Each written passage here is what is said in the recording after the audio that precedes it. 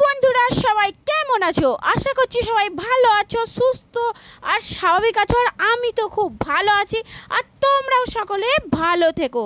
তো চলো, আজকে আমি তোমাদের সাথে একটা রেসিপি শেয়ার করব। সেটা হচ্ছে ল্যাটা মাছের ঝাল, সর্ষে বান্না দিয়ে ল্যাটা মাছের ঝাল। তো বন্ধুরা, অনেকে ল্যাটা মাছ খেতে পছন্দ করে না, কারণ কি অনেকে একটু কিরকম করে।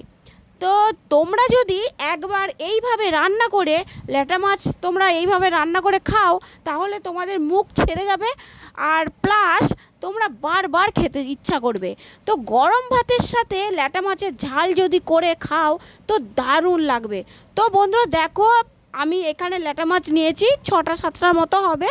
তো দেখো, মাছগুলো প্রথমে আমি ভালো করে ভেজে নেবো, কড়া করে ভেজে নিতে হবে, একটু কড়াভাবে। তো যে যেরকম খায়, অনেকে একটু হালকা করে ভাজে, অনেকে কড়া ভাজতে পছন্দ করে। তো আমি এখানে কড়া করে ভেজে নেবো। ভেজে নিয়ে ওর মধ্যে সর্ষে বান্না দিয়ে আমি এটাকে ঝাল করব। তো বন্ধুরা, অনেক মানুষ ল্যাটা মাছের ঝাল খেতে খুব পছন্দ করে। তো তোমরা যারা ল্যাটা মাছের ঝাল খেতে পছন্দ করো তারা আমাকে কমেন্ট করো, আর যারা অপছন্দ করো তারাও আমাকে কমেন্ট করো।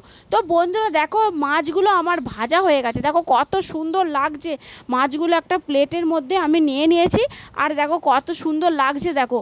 তো বিশেষ করে এই মাছগুলো বাচ্চা ছেলেদের দিকে বেশি খাওয়ানো হয়, কারণ বাচ্চা ছেলেদেরকে খাওয়ালে এতে কাঁটা থাকে না।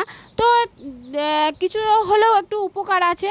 তো ওর জন্য অনেকে ল্যাটা মাছের ঝোল যদি কাউকে খাওয়ানো যায় সবজি দিয়ে, তাহলেও সেটা খুব ভালো হয়।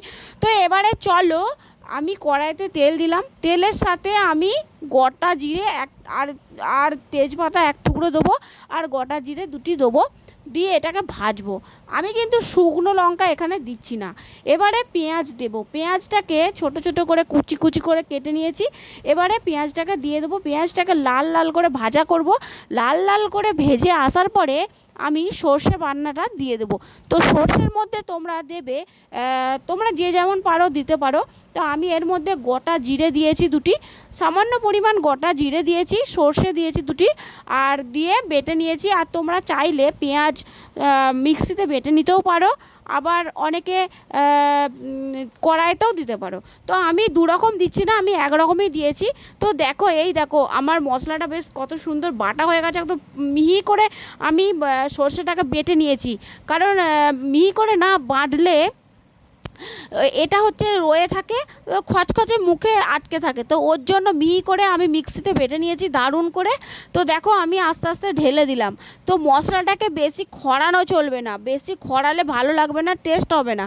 তো বন্ধুরা, এবার পরিমাণ মতো হলুদ দেবো, পরিমাণ মতো লবণ দেবো, পরিমাণ মতো জিরে গুঁড়ো দেবো। গোটা জিরে যেহেতু বেটে দিয়েছি, ওর জন্য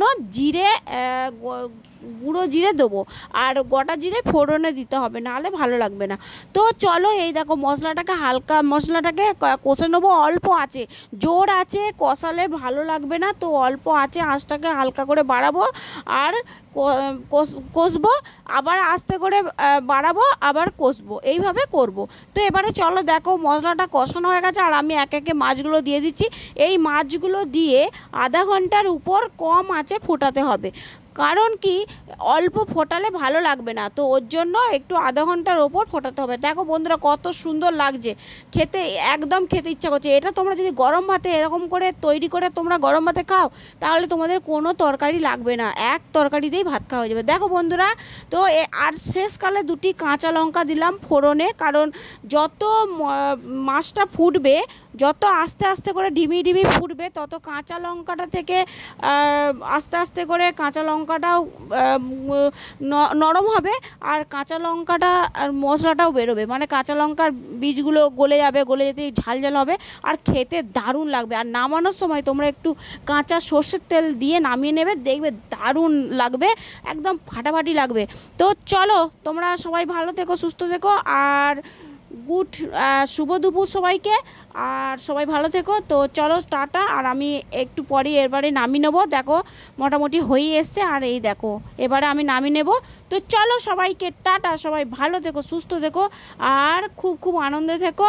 আর ল্যাটা মাছের ঝাল খেতে হলে বা এরকম এই রকম ভিডিও দেখতে গেলে আমার চ্যানেলটা সাবস্ক্রাইব করে রেখো।